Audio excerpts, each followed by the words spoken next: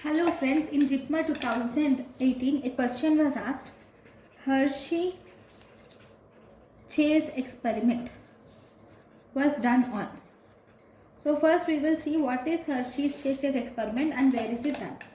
So Hershey-Chase experiment is mainly done on bacteriophage. Here they have labeled, the scientists Hershey and Chase have labeled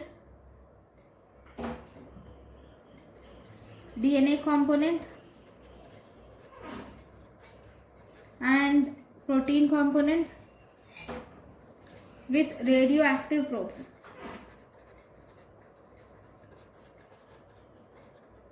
Protein component of bacteriophage.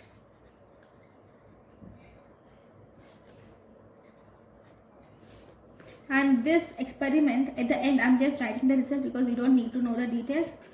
The result was they found out that DNA of the parent phage will enter the bacteria and then it get incorporated into the